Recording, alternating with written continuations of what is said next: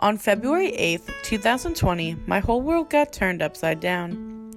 On the third time going down the snowy mountain in a tube, I flew off the stopper.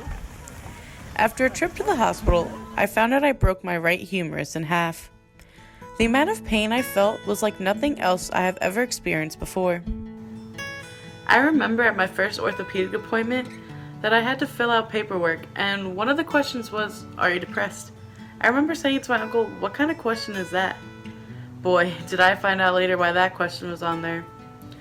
I was sent to go get a fitting for a plastic cast that would be on way longer than I ever thought it would be. My journey of being one arm began. I'm a very proud and independent person, so having to ask for help and rely on others was really hard for me.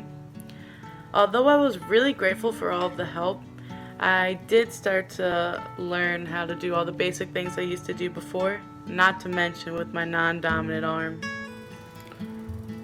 So, when I first met Gabby, I very quickly realized and learned how stubborn and,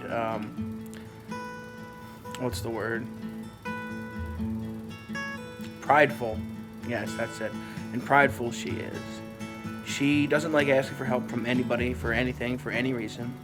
She wants to do it herself. Now, mind you, she can do it herself. I've seen her do it a million times all by herself. But in having this accident, which I did tell her to not go to, she ended up breaking her arm and started a whole new world of obstacles that she'd have to overcome. I was also in my final semester of community college, where I had to learn to write left-handed and had to drop out of ASL. None of this was easy.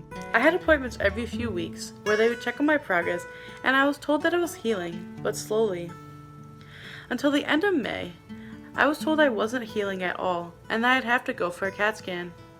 I went for my CAT scan and I waited nervously for my results, where I was told I'd have to face my biggest fear, which was surgery.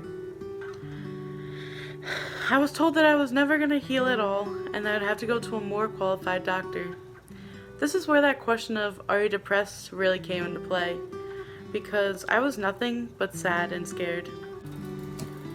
So I still remember the day that I got the phone call from Gabby stating that she'd have to have surgery, and I've never heard her more upset, more scared in her life.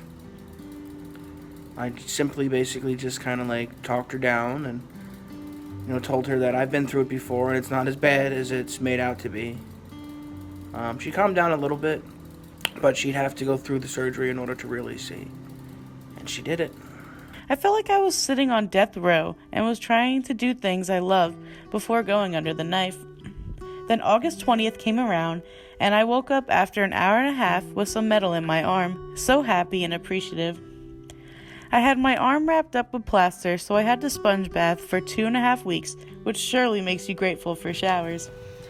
I had to go back in my plastic cast for 1 more month, then I was off to physical therapy, which was hell for the first few weeks, because I hadn't been able to lift my arm above the elbow in over 8 months. Not only that, since my surgery was such an invasive one, I had a lot of scar tissue that had to be broken. But I pushed so hard and had such an amazing team that I started to make progress fast, and even remembered thinking to myself that I was getting back to normal. Then it came time for me to move to Florida, which I originally was supposed to move in December, but it was moved because of my injury. I was told I was about 80% healed by the time I moved in February. It is now September 2021, and I am in pain almost every single day. But I was able to get insurance, and I am taking the steps that I need to get back to physical therapy. Although breaking my arm sucked, it made me stronger, less proud, and more appreciative of the things that we take for granted every single day.